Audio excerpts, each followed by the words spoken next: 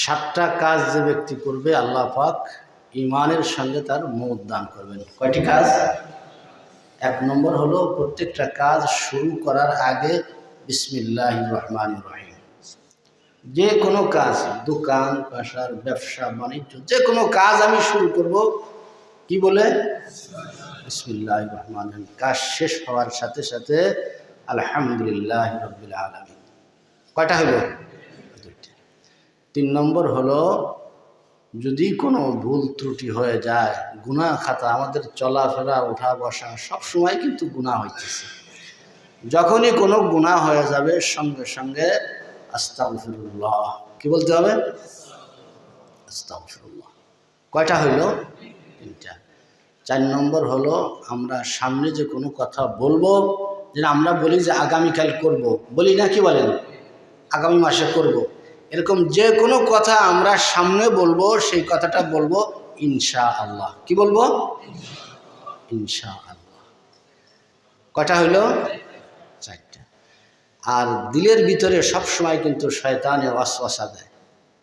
নামাজে দাঁড়ানোর পরে ওয়াসওয়াসা দেয়, বিভিন্ন কাজে শয়তান সবসময় দিলের উপরে টার্গেট করে মেহনত করতে থাকে যাতে দিলের উপরে যেন আল্লাহ পাকের রহমত বর্ষণ না হয়। এই জন্য সবসময় দিলের উপরে ইনজেকশন মারে গুনাহের দিকে ধাবিত করার জন্য, সমস্ত অশ্লীল কাজ করার জন্য। এই জন্যে যখনই কোনো এরকম ত্রুটি হয় সাথে সাথে লা হাওলা ওয়ালা কুওয়াতা ইল্লা বিল্লাহিল আলিয়্যিল আযীম। কয়টা হইল? পাঁচটা। এরপরে কোনো মুসিবত আসলে আমরা বিভিন্ন সময় বিভিন্ন খবর, সুবিধা অসুবিধা, মুসিবতের কথা শুনি না?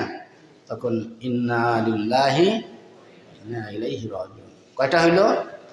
ছয়টা। আর একটা হলো বেশির থেকে বেশি সব সময় লা ইলাহা ইল্লাল্লাহ, লা ইলাহা ইল্লাল্লাহ, লা ইলাহা ইল্লাল্লাহু মুহাম্মাদুর রাসূলুল্লাহ। কয়টা হয়েছে? সাতটা। এই সাতটা আমল যে ব্যক্তি করবে আল্লাহ পাক তার ঈমানের সঙ্গে মওত দান করবেন। জোরে বলেন সুবহানাল্লাহ। হুজুর বলেন যার শুরু কালেমা হবে লা ইলাহা ইল্লাল্লাহ, শেষ কালিমা হবে লা ইলাহা ইল্লাল্লাহ, কাল কিয়ামতের ময়দানে একটা গুনাহ সম্পর্কে জিজ্ঞাসা করা হবে না। আল্লাহ পাক আমাদের সকলকেই এই সাতটি কথার উপরে আমল করার তৌফিক দান করেন। পারবো তো আমরা ইনশাল্লাহ? কে কে পারবো দেখি? কাজ শুরু করব বিসমিল্লাহির রহমানির রহিম, শেষ হইলি আলহামদুলিল্লাহ। কোনো গুনাহ হয়ে গেলে আস্তাগফিরুল্লাহ। দিলের ভিতরে কোনো ওয়াসওয়াসা আসলে লা হাওলা ওয়ালা কুওয়াতা ইল্লা বিল্লাহ। কোনো মুসিবত আসলে ইন্না লিল্লাহ। আর আগামী দিন কোনো কাজ করব তার জন্য বলবো ইনশাআল্লাহ।